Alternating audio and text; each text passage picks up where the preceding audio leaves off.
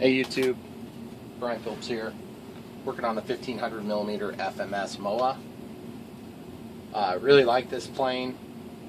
I've added some different details and things just to make it a little more visible at night or against the white sky, and also fixed some crash damage, which you guys are aware of if you're watching this playlist and if you're involved with my channel much. If you're not, just watch the playlist through and you'll see. But at any rate, I've decided that this plane, even though the flaperons and spoilerons are somewhat effective, which by the way on a Moa, the control surface would be this whole section of the wing that goes all the way down. And for whatever reason, FMS decided to just do this section. Not sure why, maybe it was more tip stall. This thing has some kind of weird flying characteristics, but with the stabilizer and everything, it works really good. Lemon RX 7-channel, without diversity intent on this one. And I'm not using the satellite, although there's a pocket back here where it would fit if you wanted to. So what I've decided is I'm going to do some LEDs and flaps. The LEDs are going to be something like this, just a very simple red and green on the wingtip, sufficient that it can be seen forward or backward, so it'll probably be something like here. I'm not going to put it in the crash pod thing, whatever this thing's called, just for the simple fact that I don't want it to get ripped off if I have a nasty landing. And then I'm probably going to do, I'm 100% decided yet, but I'd really like the light to be back on the end of the rudder. And if not on the end of the rudder, which I'd put it right in the middle, I'd probably put it back here. So just haven't decided on that one yet. The idea is on a glider, especially a glider of this vintage, I don't believe they'd have LEDs on them. They wouldn't have lights, navigation lights. But I suppose if it was a current plane, it would have lights. And since I fly at twilight, I want to see it. The other thing is, why am I doing flaps? And the reason I've decided I'd like to do flaps on this plane, even though you could probably fly without flaps most of the time, I like being able to catch gliders. It's fun. And when I get out to the slope, if I lose wind and I can kick the flaps down just like, 10 degrees or 12 degrees or something like that to get a little extra lift and help carry me through without having to kick on power, I really like that. Right now the spoilers are basically there to help bring the thing down. They act as a big air brake, and they are relatively effective, but it's a hokey flight performance. Inboard flaps always seem to work better. I'm not sure why. Full-length flaps, in my opinion, have not worked well the times I've done them. But maybe I'm doing something wrong too. Who knows? Either way, I'm going to go ahead and slice out pretty sizable flaps. And my next step right now is actually trying to figure out where I'm going to put the controls, which is going to consist of hopefully just one servo. I'm kind of torn between using 5 gram Hextronic servos, which this is a part number if you're looking at that. That's at Hobby King. Real popular part. I'd be using one of those in each wing if I did it that way, which means one of them would be mounted backwards so that they both operate the same, or I would use a servo signal reverser, because this is just ridiculously small. I don't feel like taking that thing apart and switching the motor leads and then switching 2 of the 3 lines on the trim pot. So in this case, when I say trim pot, I mean potentiometer. It's not a trim pot. That's just the position potentiometer. This is a 9 gram servo.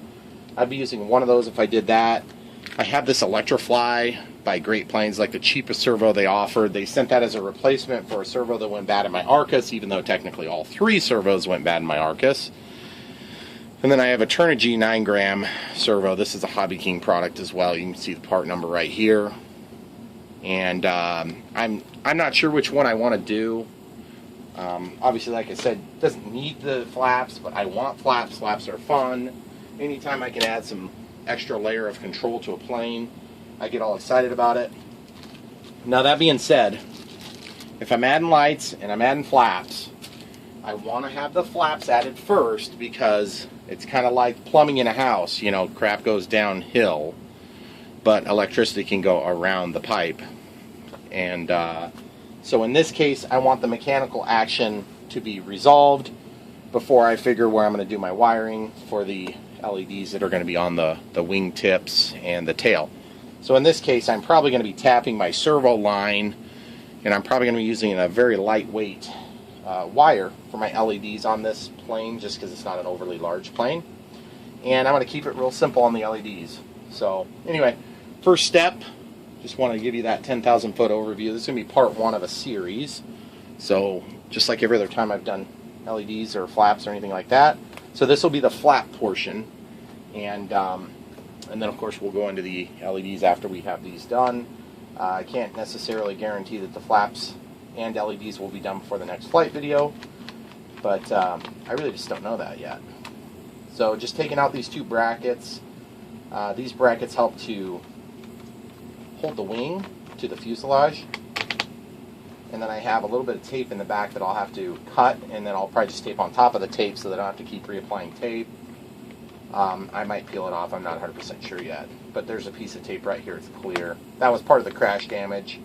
I don't know if it was this way before, and it's just from actually having flown it a little bit longer.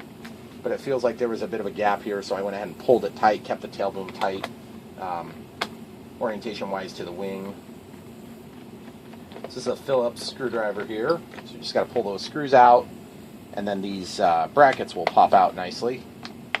And it's really nice when you have a nice bracket like this, because you can take apart your plane for storage or shipping or whatever it is that you need to do with your plane. There's a little glue residue on this. I'm not sure why there's glue residue on it, because I didn't glue this section up here, but I must add a little on my fingers or something. And so you can see this tape here, guys. Because I can take the tape off cleanly since there's no paint, I'll probably just go ahead and peel up the tape. And once we untape this, the whole idea of taking this wing off, so you just got clear tape, nothing fancy. The objective with taking this wing off is to be able to see if there's a spot for a servo to be able to pocket in back here. Now the wing's keyed back here, so I'm just going to kind of walk it out of the key a little bit. There it is. Now it's free. And remembering how much of a pain it was to work with this, now that of course I've unseated it, you can see I've got those wires there. And the wires are really tight. Oh, they were stuck to the glue. Okay. So you can see how that separates up, and there's just a blob of glue that had dripped down from my glue joint when I had to repair the one wing that broke during the crash. So what I'm going to do is, just in looking at this, you can see that there's this weird pocket here, and this weird pocket, incidentally, looks like it lines up with that weird pocket, which is kind of cool, because I could just add another control surface, another wire to this whole endeavor. See, I'm going to take my Lemon RX receiver here, and I'm just going to push it back just a hair. That'll buy us a little extra length so that we can lay this stuff flat. It's always nice to be able to lay stuff flat if you can while you're working on it. The other thing is folding props tend to be a little bit of a pain when you're not needing them to be flopping all over the place. And so if you think about it, just grab yourself a little rubber band. And, I mean, obviously you don't have to do any of this stuff, but it's kind of helpful to not have that thing flopping around. You'll eventually catch a piece of foam and damage something if you don't do this. And I usually don't do it, so I haven't been burned yet, but I will be eventually. So now that being understood, we have some opportunities on where we can do our flap servo. And ideally you want to kind of keep additives like new equipment right as close to the CG as you can if it's possible, and that doesn't impact your CG.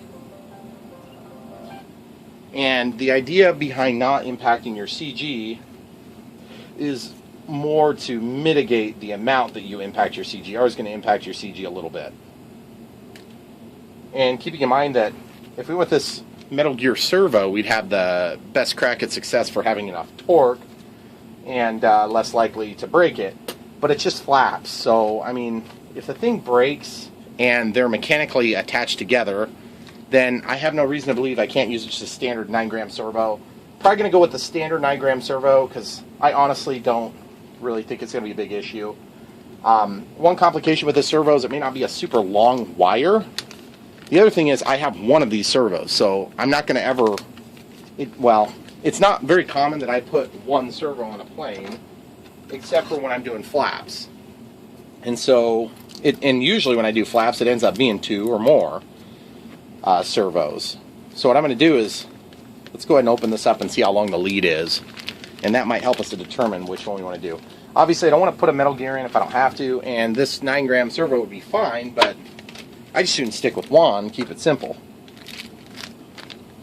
So that's the model number. I got that from Tower Hobbies as the replacement for a bad servo in the Arcus M, which is a glider. Got videos about that if you're curious about it. Okay, so that's decent. I can live with that. That should be about the same length as the length I have protruding from my aileron servo lines. So that would be fine. The other thing is it comes with you know, your standard 3 or 4 different sizes of servo control arms, so we'd probably be using the one with just a straight arm on it. We don't want to do any push-pull design on this, just get too dang complicated. Now, because the wing on this Moa comes out the middle of the fuse, the middle, I mean obviously it's mounted to the top of the fuse, but it's simulated as being in the middle of the fuse here. So I can't really get away with just mounting this to the top of the wing and having the control arm protrude out, which is preferred on a glider, because then you don't have anything hanging down to catch on the ground. But you also have to remember we got the goal in this wing. So even if I had this shooting out the side on one side or the other, it wouldn't cause any problems for me, in my opinion, except for when you go to launch, because you've got the control arm there. And I learned that on my Consendo, when I had the flaps on the Consendo. I ended up, here, I'll just pull it down and show you. It's right above us. You can see I did the flaps like this, and I have one servo in front of the CG, and then it's a neutral CG change by adding this one servo. And what happens is, as the throw goes back, it locks the flaps in the closed position, so that when they're deployed, if I hit something on the ground, they just push back and they're allowed to move a little bit. But when they're fully locked, the servo closes all the way. But one complication with the Consendo by Horizon Hobby, you'll notice it has safe, and you're thinking, well, what the heck, how do you have safe and flaps? Well, I hijacked the signal that would have been used for panic, and I don't use panic. I use safe occasionally if I want to just like stop and, you know, yell at the kids or whatever it is for a minute. Then I'll put safe on, and I can put it into a holding pattern where it'll make a slow left or a slow right hand turn. Well, the thing is, I don't need panic, so I just took the signal, and I learned that panic mode only works from like 0 plus, and so I just used the 0 minus, and I turned the range from 100 to 150 and 150. Well, I didn't really care about this, and that gave me enough throw with the servo to actually operate the flaps without giving up the function and without ever turning on panic. So it worked really nice. Okay, so that being understood, this one I'm going to have the full range of motion, so that shouldn't be such a big issue. Now, option one would be to just have this poke out. Now, I'm right-handed, so my fingers are on the right side of the plane and my thumb is on the left side of the plane.